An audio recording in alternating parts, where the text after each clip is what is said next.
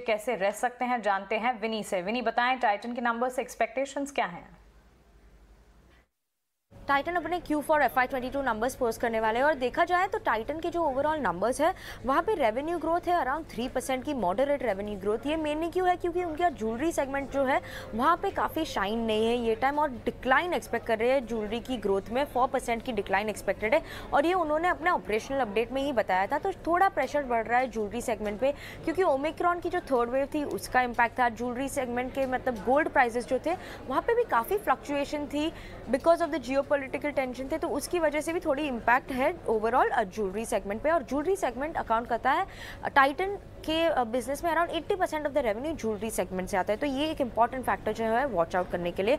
उसके अलावा वॉचेस जो सेगमेंट है वहाँ पे एक हेल्दी ग्रोथ एक्सपेक्टेड है, 11% की ऑलमोस्ट ग्रोथ एक्सपेक्टेड है, 11-12%। और आईवेयर बिजनेस में भी अच्छी ग्रोथ एक्सपेक्टेड है कंपनी की, 5-6% की ग्रोथ की बात कर सकते हैं जो हाईलाइट की है उन्होंने ऑपरेशनल अपडेट में।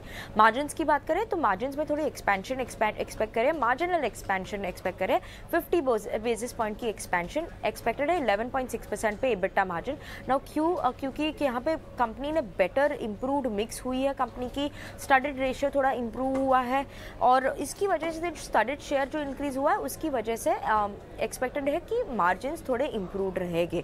और मेन जो फैक्टर्स वॉच आउट करने के लिए है वो है कि कमेंट्री कैसे आ रही है, अंडरलाइन ग्रोथ की कैसा है, डिमांड ट्रेंड्स कैसे है कंपनी के लिए और ओवरऑल स्टोर एडिशन प्लान्स क्या है कंपनी की। ये मेन फैक्टर्स है वॉच आउट करने के लिए। टाटा स्टील, टाइटन और हीरो मोटोकॉर्प के नतीजे आने वाले हैं। सबसे पहले जानते हैं आशीषा से कि कैसे रहेंगे टाटा स्टील के नतीजे। आशीषा, बताएं टाटा स्टील के नंबर से क्या एक्सपेक्टेशंस लगानी है? क्वार्टर एंड क्वार्टर बेसिस पर कंपेयर करें तो टाटा स्टील से हम इस क्वार्टर में फ्लैट परफॉर्मेंस एक्सपेक्ट कर रहे हैं।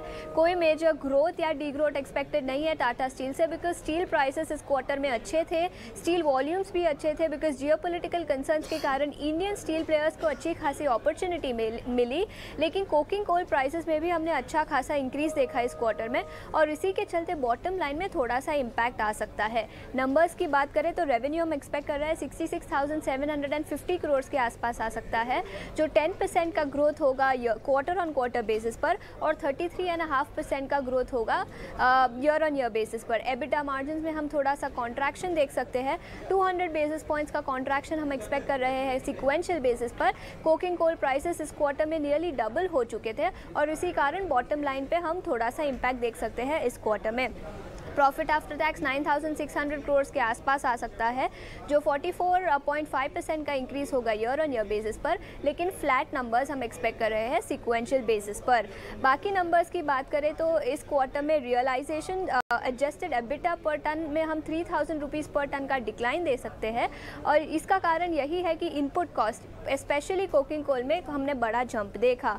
यूरोपियन बिजनेस की बात करें तो वो अच्छा रिपोर्ट कर सकता है इस क्वार्टर में, वो बिजनेस में अच्छी खासी तेज़ी देख सकते हैं और इसका कारण ये है कि स्टील प्राइसेस अच्छे थे, स्टील वॉल्यूम्स अच्छे थे और cost of production European business के लिए इतना नहीं बढ़ा जितना इंडियन बिजनेस के लिए बढ़ा है।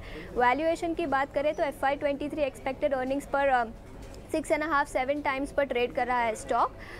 सो सिक्वेंशियली फ्लैट क्वार्टर हम इस बार टाटा स्टील से एक्सपेक्ट कर सकते हैं।